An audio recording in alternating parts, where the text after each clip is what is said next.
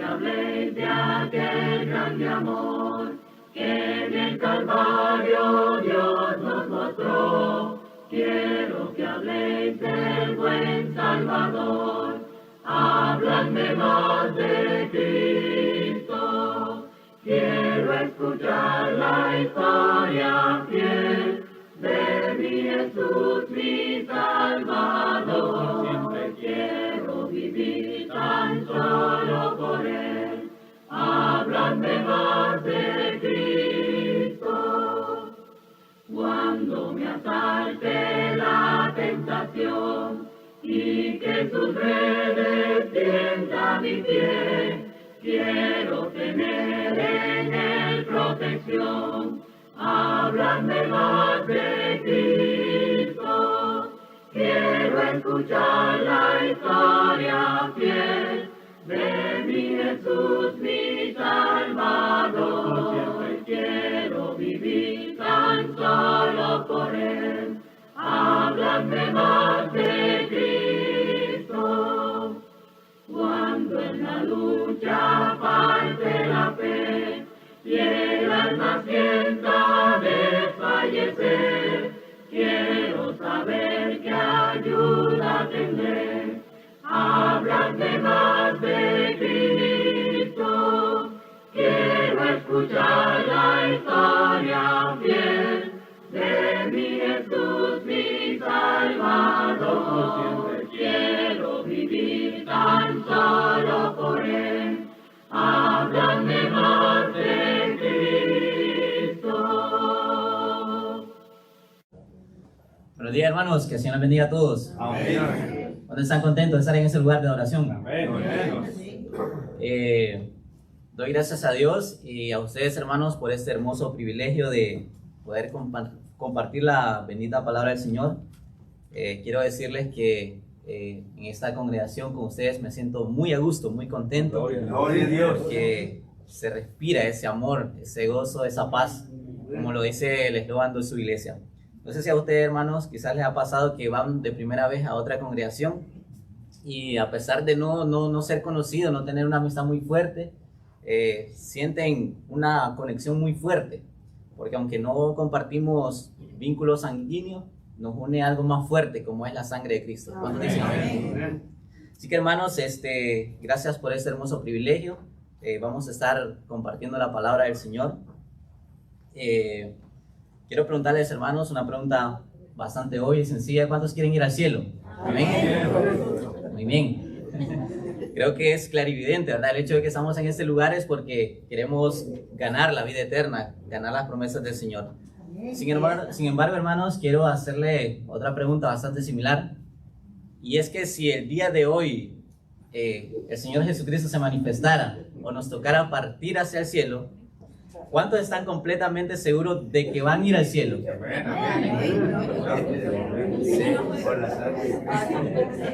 Se escuchan un poco menos esos amén que el anterior. Bien, hermanos, a los cristianos algunas veces nos puede afectar lo que es la duda acerca de nuestra salvación. Y eso puede pasar por dos aspectos, por dos situaciones. Y uno es porque si andamos en malos pasos, andamos en malos caminos, obviamente vamos a dudar de nuestra salvación. Pero puede pasar de que usted está totalmente concentrado, sirviéndole al Señor, poniéndose a cuenta con Él, y aún así tener dudas acerca de si el día del juicio va a ser salvo. Y esto va a suceder entonces cuando nosotros ignoramos un poco la palabra del Señor o desconocemos lo que nos dice el Señor en su palabra. Entonces, hermanos, creo que la duda a nadie le es placentera, no es placentera para nada, ¿verdad? En cualquier aspecto de su vida. Si usted está en un trabajo y es inestable, no sabe en qué momento le van a decir este es tu último día de trabajo, o, ¿verdad? Eso le provoca un poco de intranquilidad, de insatisfacción. No digamos, ¿verdad?, en cuanto a nuestra salvación. Es por eso importante, hermanos, que nosotros estemos muy seguros de que vamos a ser salvos. Así que, hermanos, vamos a compartir ese tema que le hemos titulado Seguridad en Garantía. ¿De qué se trata? De eso lo vamos a estar desarrollando, ¿verdad?, basado en la palabra de Dios en Efesios capítulo 1, versículo 13 al 14. Es probable, estoy seguro, hermanos, que lo ha leído en reiteradas ocasiones, ha escuchado diferentes sermones de esta porción de la Escritura. Sin embargo, siempre es bueno meditar en ella. El apóstol Pablo le decía a los filipenses: para mí no me es molesto escribirle lo mismo, las mismas cosas, y a ustedes les da seguridad. Así que, hermanos, vamos a compartir lo que dice la palabra del Señor. Vamos a pasar a la siguiente diapositiva. Bien, dice el verso 12. Acompáñenme a la escritura, dice así: a fin de que seamos para alabanza de su gloria, nosotros, los que primeramente esperábamos en Cristo. Verso 13.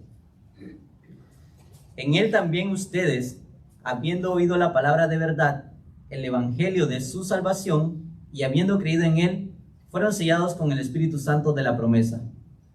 Verso 14, que es las arras de nuestra herencia, hasta la redención de la posesión adquirida, para alabanza de su gloria. Dios bendiga su palabra. Amén. Esos textos, hermanos, están llenos de mucha riqueza. El apóstol Pablo, inspirado por el Espíritu Santo, está hablando de tantas cosas a los cristianos que no debemos ignorar, que no debemos pasar por alto. Primeramente, él dice nosotros, los que primeramente esperábamos. Obviamente se refiere al pueblo judío, ¿verdad? Ellos tenían la promesa, ellos tenían las escrituras y ellos estaban esperando al Redentor, al Salvador. Sin embargo, en el verso 3 inicia: en él también vosotros, refiriéndose a nosotros, ¿verdad? Al pueblo gentil, como ya lo ha dicho anteriormente, que de ambos pueblos ha hecho uno. Entonces, aquí también nosotros somos parte de lo que él va a decir a continuación, de lo que él nos va a incluir en esta maravillosa bendición. Bien dice entonces el verso 13, que esas personas, es decir, los efesios, los hermanos en Cristo, en la ciudad de Éfeso, siguieron este proceso. Primeramente oyeron la palabra de verdad. Es muy importante lo que dice él, porque en este entonces ya habían algunos otros tipos de evangelios, como el apóstol Pablo lo relata a los Gálatas y en otras ocasiones. Pues ellos no escucharon cualquier palabra, sino la palabra de verdad, la palabra proveniente de Cristo. Dice el evangelio de su salvación, y habiendo creído en él. O sea, que esas personas no solo estuvieron atentos, no solo lo escucharon, sino que también lo obedecieron. Cuando dice creyeron en él, significa que esas personas obedecieron al evangelio al ser bautizados. Y al momento del bautismo, hermanos, nosotros sabemos que suceden muchos eventos importantes, como es el ser inscrito en el libro de la vida, como es el perdón de los pecados, como es ser añadido al cuerpo de Cristo, como el ser justificados, el ser santificados. Todos esos acontecimientos suceden en el bautismo, ¿verdad? ¿Qué otra cosa sucede en el bautismo, hermano? A ver si me ayudan con la clase. Recuerden que también pueden hacer preguntas, cualquier pregunta que ustedes deseen. Aquí está mi hermano David para que la responda. Tiene muchísimo conocimiento. Qué bárbaro, hermano. El hermano me admira, me asombra de su denuedo. Creo que en las iglesias a veces no es muy apetecible para los hermanos escuchar los anuncios, pero él nos deja encantados y queriendo seguir escuchando hasta los anuncios, imagínense. Así que tiene una historia pendiente, hermano, de cómo es la madre que salvó a su hijo del diablo, algo así, por ahí de la historia. Me dejó ahí con la intriga. Así que, hermanos, pueden participar. ¿Qué otros eventos suceden en el bautismo? Como los que ya mencionábamos, ¿verdad? Ser inscrito en el libro de la vida. Muerte.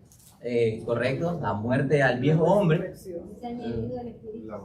Exactamente, hermano, está pendiente ahí el texto, ¿verdad? Esos son otros dos aspectos que suceden al momento del bautismo.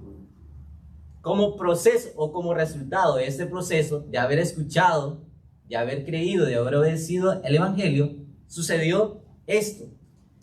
Que fueron sellados con el Espíritu Santo de la promesa. Vea, esos versículos los leía como a la edad de 8 o 9 años y sinceramente no entendía absolutamente nada de lo que qué significa ser sellado. ¿Será que le ponen ahí algún sello ahí?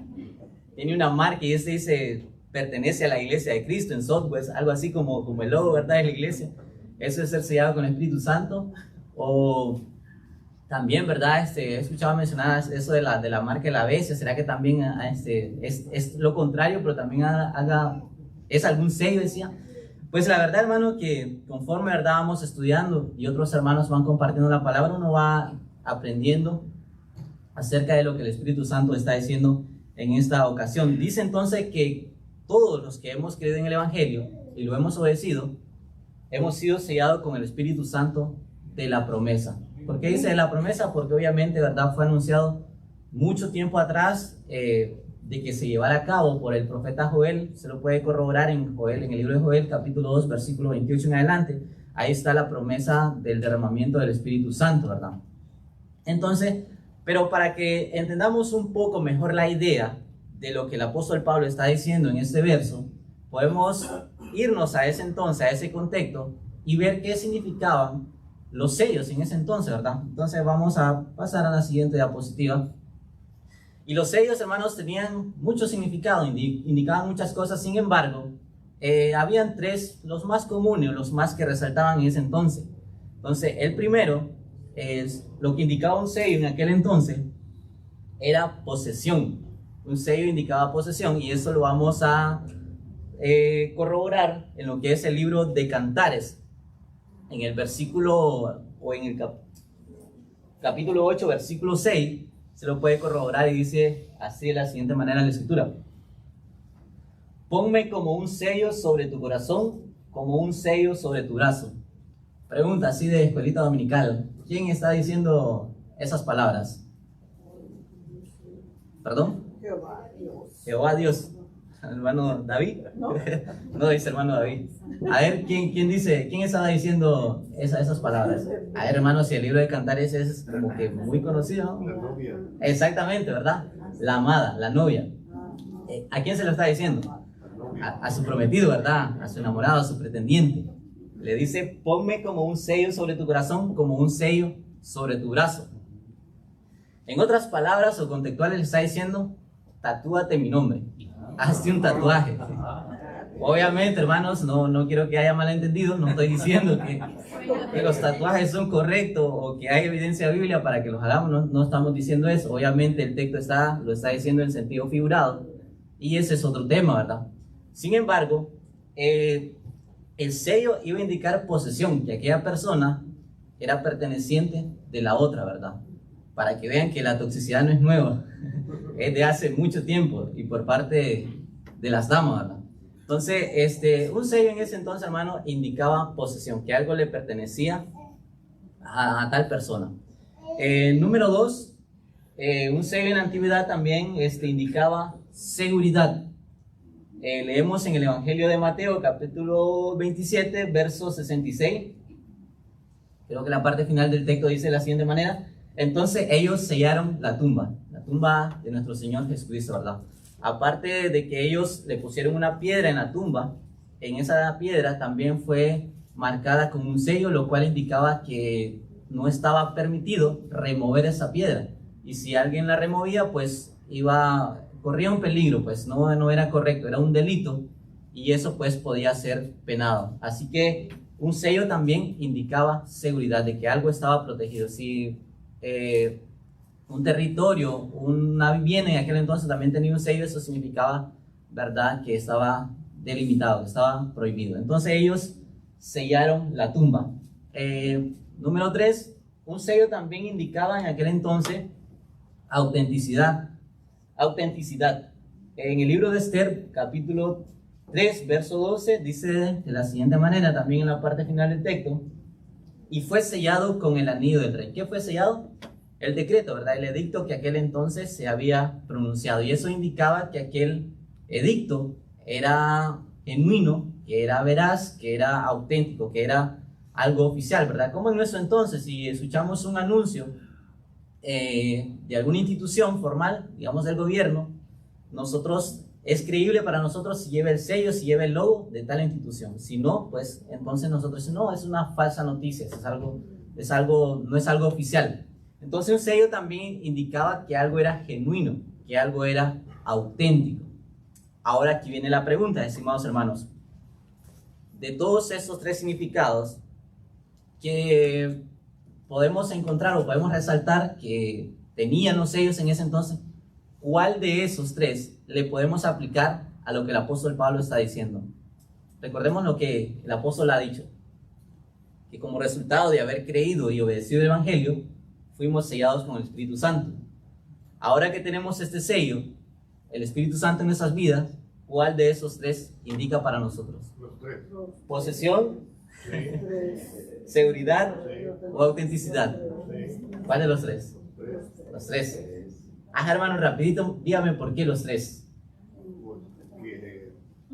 Porque somos posesión, porque debemos estar seguros y porque es auténtico.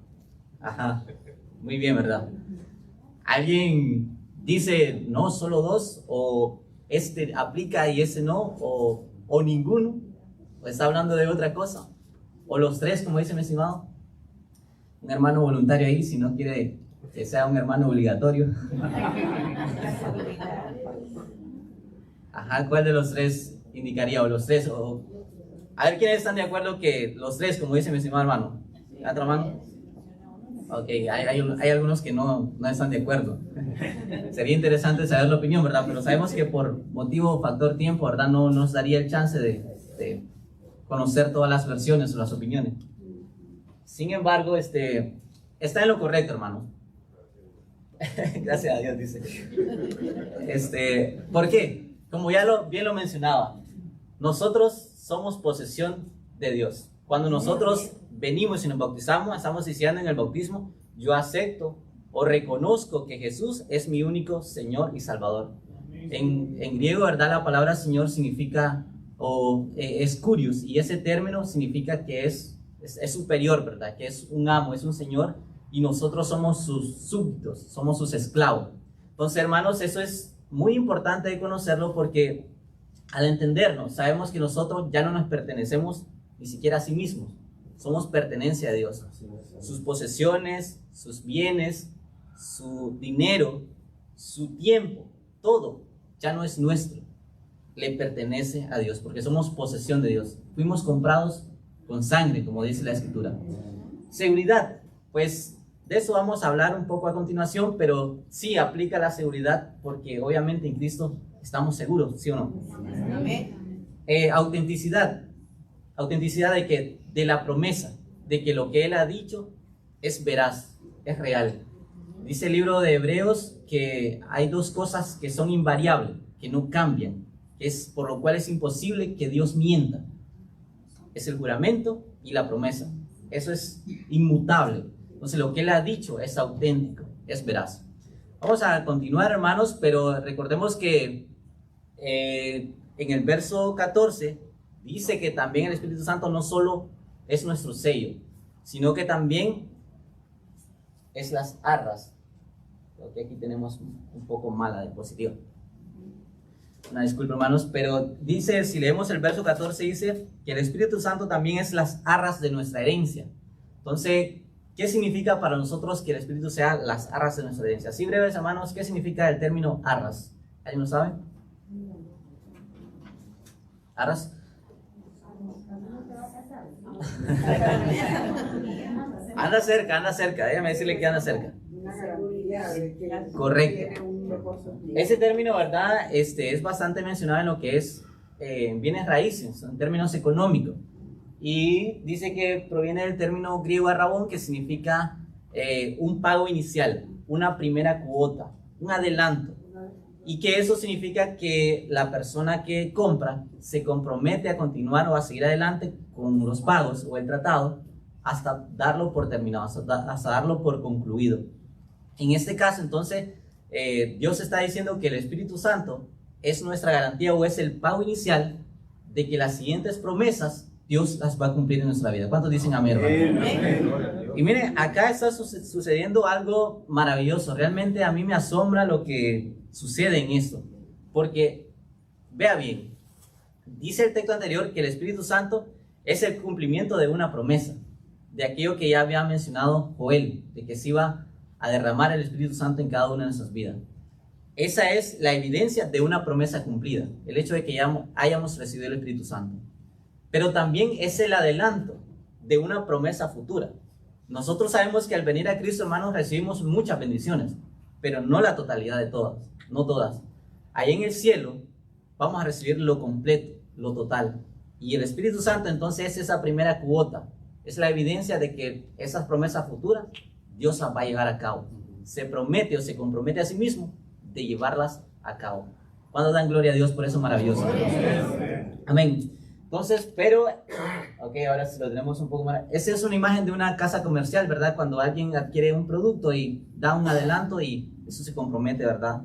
A continuar con los pagos. Pero también, como ya lo mencionaba nuestra estimada hermana, en el griego moderno dice que ese término arrabón es utilizado para el anillo de compromiso. Para el anillo de compromiso. Y lo cual eso significa, ¿verdad? Que el novio, el pretendiente, se compromete con su novia a cambiar ese anillo de compromiso por uno de matrimonio, por uno de bodas, ¿verdad? Y la dama, la novia, aunque todavía no ha llegado a ese momento de la boda, puede sentir ese gozo, esa alegría, ¿verdad? De verse ya juntamente con su prometido. Puede gozar de eso. Nosotros los cristianos, hermanos, también debemos de sentir lo mismo, ese gozo, esa alegría. Que aún no se han efectuado las bodas del Cordero. Dice la Escritura que ahorita somos la novia. Un día vamos a ser la esposa del Cordero, cuando se lleguen las bodas. Pero ya podemos ir sintiendo, podemos sentir esa alegría, ese gozo, esa paz, que en aquel entonces, como decimos un dicho común por ahí en Nicaragua, no sé si acá también, todo será color de rosa. En ese momento, hermanos, en esta vida nosotros pasamos por crisis, situaciones, enfermedades, somos vulnerables casi a todo, pero en ese entonces no. En ese entonces todo va a ser bello, todo va a ser hermoso. Y desde entonces ya podemos vernos en ese futuro, sentir ese gozo. Entonces, el Espíritu Santo viene siendo, ¿verdad?, esas dos cosas. Nuestra seguridad, nuestro garante de que Dios va a cumplir esas promesas futuras. Por acá tenemos unos versículos, pero creo que por factor tiempo no los vamos a poder compartir. Usted se puede leer en su casita Romanos capítulo 8, versículo 17 en adelante, y ahí va a profundizar un poco más en ese aspecto de cómo el Espíritu Santo nos da seguridad en nuestra vida. Por acá tenemos una pregunta. ¿A qué nos compromete, hermanos, esta gran verdad? El saber que el Espíritu Santo es nuestro sello. Eso nos proporciona seguridad, nos indica posesión y nos indica también que las promesas son auténticas. Y nos indica también que las promesas futuras son reales. ¿A qué nos compromete esto? ¿Será que simplemente lo sabemos y no pasa nada? ¿O nos compromete a algo? Veamos entonces lo que dice la segunda carta a Timoteo, capítulo 2, versículo 9. Pero el fundamento de Dios está firme, teniendo este sello. ¿Cuál sello, hermanos? Correcto. No el sello del Espíritu Santo, ¿verdad? Sino las siguientes dos inscripciones.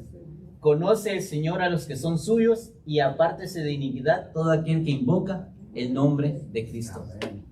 Ahora, dice la Escritura, conoce el Señor a los que son suyos. ¿Por qué será que los conoce?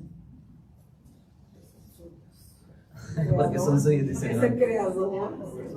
¿Por qué los conoces? A ver si... Porque él es el pastor. Ajá. Muy bien.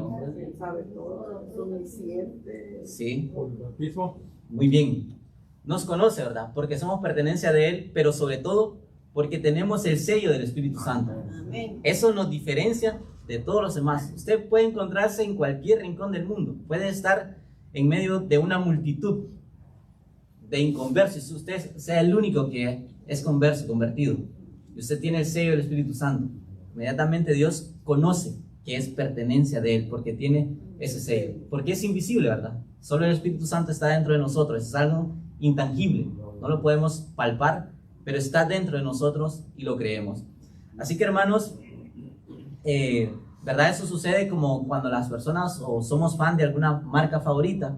Nosotros, por ejemplo, en medio de muchos zapatos, conocemos que por el logo identificamos que algo le pertenece a tal marca y así los elegimos. Bien, Dios entonces también nos conoce a nosotros por el sello que Él ha puesto en nuestra vida. Pero también dice el texto, apártese de iniquidad todo aquel que invoca el nombre de Cristo. A esto nos compromete el saber esta gran verdad, apartarnos de toda iniquidad. Porque volvemos al ejemplo, ¿verdad? O esto se traduce en nada más y nada menos que en serle fiel al Señor. todos sabemos lo que es fidelidad, ¿verdad? Todos estamos relacionados con este concepto de el ser fiel. Y más los varones, ¿verdad? Que somos más fieles que las damas, ¿cierto? ¿Cuántos dicen amén, hermanos? Amén, hermanos. Y lo dice la Biblia. Si usted ha leído en Jeremías capítulo 31, creo que verso 32, cuando está haciendo la promesa del nuevo pacto, dice: Dios al pueblo, ustedes se rebelaron contra mí, aunque yo siempre fui como un marido fiel, dice como un marido fiel. Así que, hermanos, todos conocemos, ¿verdad?, lo que es fidelidad. Quiero preguntar, ¿cuántos de los hermanos que están casados aceptarían que su pareja le fuera infiel, aunque sea por 5 minutos? ¿Quién aceptaría eso? Nadie, ¿verdad? Nadie aceptaría eso. Estaría un poco loco, ¿verdad?, para decir yo acepto. Pero para nosotros, o para hacérselo a Dios, muchas veces no notamos eso. No venir un domingo a la iglesia para nosotros no es sinónimo de infidelidad.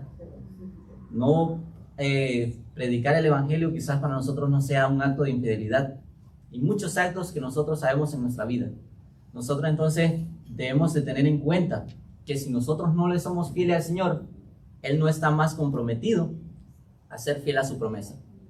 Como en el caso del anillo de compromiso, ¿verdad?, que el novio le da a su novia. Si esa muchacha en ese transcurso, en ese lapso de tiempo, a llegar a la boda, le es infiel, él no está más comprometido a casarse con ella, ¿sí o no? Así lo mismo con Dios. Si en este lapso de tiempo, a llegar a las bodas del Cordero, nosotros no le somos fieles al Señor, Dios no está más comprometido a entregar su promesa, porque nosotros incumplimos nuestra parte. Por eso es necesario, hermanos, la fidelidad en todo aspecto al Señor. Yo sé que a todos nos pasa, ¿verdad?, que hay circunstancias de nuestra vida que, aunque deseemos congregarnos, no nos es permitido. Y Dios tendrá misericordia de nosotros, pero si nosotros estamos sanos, si nosotros estamos bien y no nos estamos congregando, pues es de ponernos a cuentas con Dios y tomar muy en serio lo que está diciendo la palabra del Señor. Porque todos sabemos, ¿verdad?, de las doctrinas que se mencionan por ahí. La muy conocida es salvo, siempre salvo. Usted se bautiza o acepta al Señor, ya usted es pertenencia a Dios, y usted haga lo que haga, no pasa nada. No, la Escritura no dice eso. La Escritura dice que si nosotros seguimos en la iniquidad, pues Dios no va a ser más fiel a su promesa. Así que, mis hermanos, llegando a la conclusión, sabemos que pertenecemos a Dios porque Él nos ha dado su Espíritu. Tenemos confianza de lo que disfrutamos ahora, no es más que un anticipo, o no es más que la primera cuota, ¿verdad?, que hemos recibido de su promesa, de la herencia futura, de la herencia gloriosa. Y esto, el saber todo esto, nos compromete a serle fiel. Así que, mis hermanos, yo les animo a seguir adelante. Las promesas de Dios son maravillosas y este es un regalo inmenso que Dios nos ha dado. Así que a cuidar de nuestra salvación. Yo les aprecio mucho y que el Señor me los bendiga a todos. Amén.